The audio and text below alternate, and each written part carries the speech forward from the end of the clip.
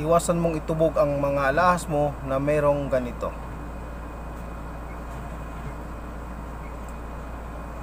Pag-usapan natin ngayon mga boss ang tungkol sa pagkasira ng isang alahas na mayroong perlas.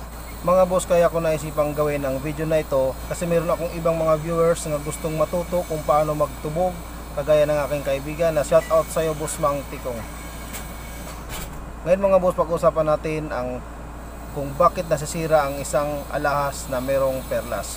Meron kasing iba na gustong matuto, kaya gusto nilang sila na mismo ang magtubog sa kanilang alahas. Mga boss, ang alahas na sinasabi ko ay ang kagaya ng perlas. Kung sa pagtutubog kasi mga boss, iwasan ninyo nga itubog ang alahas niyo na mayroong perlas kapag yan ay itutubog nyo sa white gold.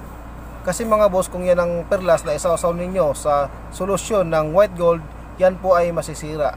Kaya kailangan dyan mga boss, ang alahas na mayroong perlas ay dapat tinatanggal talaga ang perlas. Talagang sinatsagaan yan mga boss na tanggalin ang isang perlas para pwede nang itubog ang isang alahas kapag wala na siyang perlas. Kasi mga boss, sa rhodium kasi mga boss, yun po ang tawag doon sa solusyon na pangtubugan mga boss sa white gold. Rhodium ang tawag po doon. Kapag nilublob mga boss ang alahas na mayroong perlas, ang mangyayari sa perlas mga boss ay nasisira. Ang sira na sinasabi ko mga boss ay nawawala po ang kanyang luster.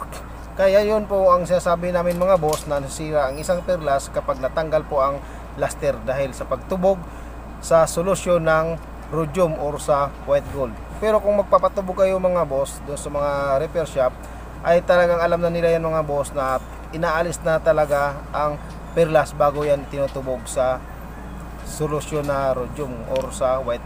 Kaya muli mga boss, kung ang alahas ninyo ay mayroong perlas, tutubog nyo yan sa white gold.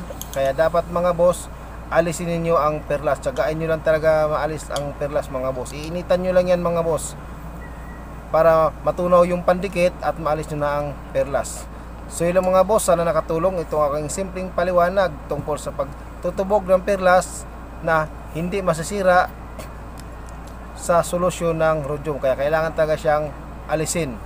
So isa namang dagdag kaalaman mula sa aking channel na Usapang Alahas. Maraming salamat mga boss sa inyong panonood.